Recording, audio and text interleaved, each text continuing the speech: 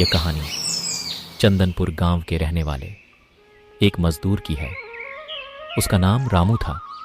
रामू और उसका परिवार एक साथ एक घर में रहते थे। रामू के 2 बच्चे थे। वह स्कूल जाते थे।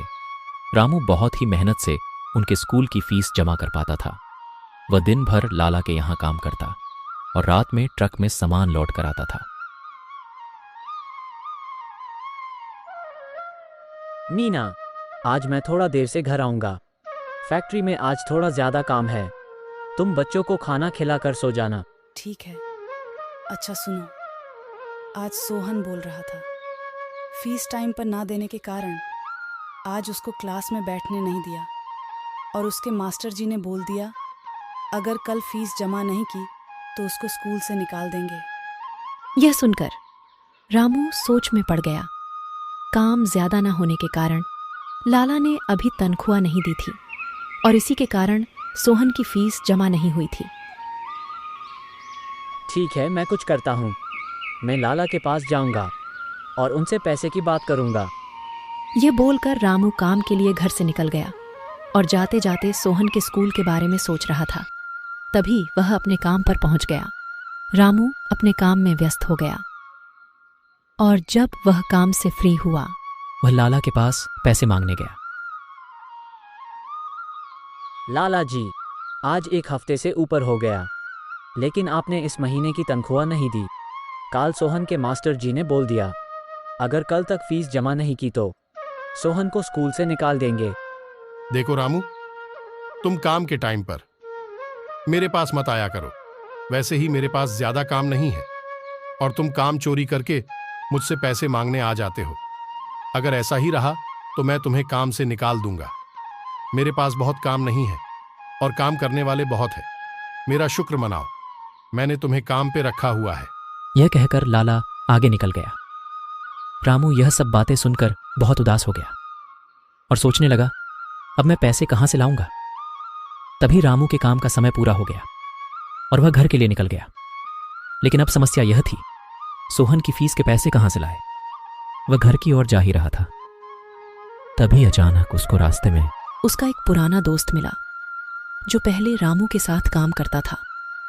अरे रामू, तू इतनी रात को कहां से आ रहा है? तू तो जल्दी आ जाता है काम से। आज इतना लेट क्यों हो गया?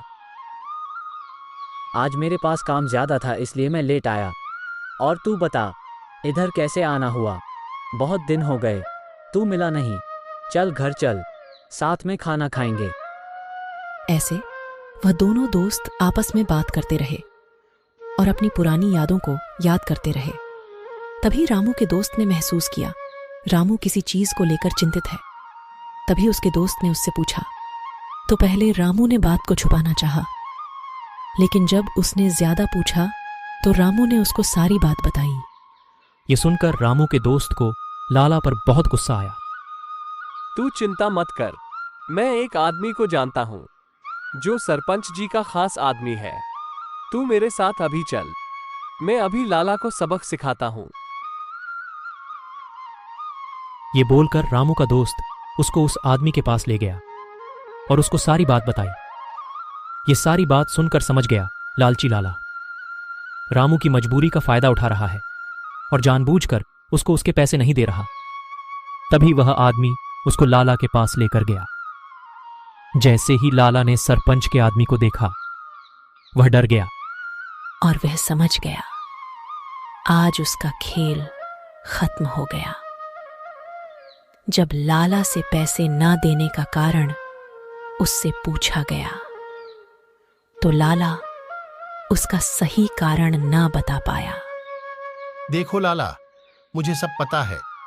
तुमने रामू के सीधे होने का गलत फायदा उठाया है और क्योंकि रामू को तुमने परेशान किया और उसको टाइम पर पैसे नहीं दिए और उसके पैसे तुमने मारने चाहे, इसलिए तुम्हें अब उसकी तनख्वाह से उसको डबल पैसे देने होंगे और रामू ने तुम्हारी वजह से जो भी मुसीबत भरी है उसकी भरपाई करोगे और तुम्हारी फैक्ट्री 1 महीने तक बंद रहेगी। अगर तुमने जरा भी आनाकानी की तो मैं सरपंच जी से तुम्हारी शिकायत करूंगा और तुम्हारी फैक्ट्री हमेशा के लिए बंद करा दूंगा। यह बात सुनकर लाला डर गया और उसको रामू को पैसे देने पड़े।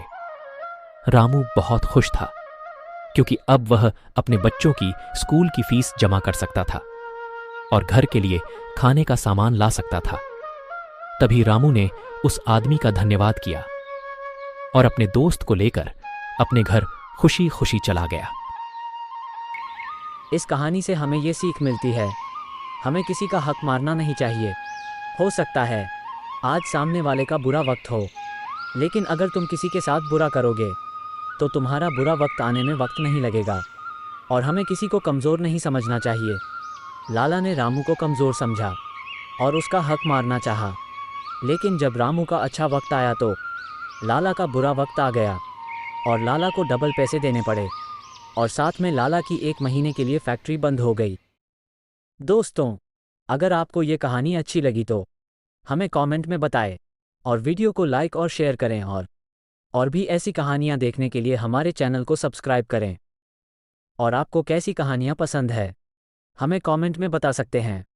हम कोशिश करेंगे नेक्स्ट कहानी आपकी पसंद की हो।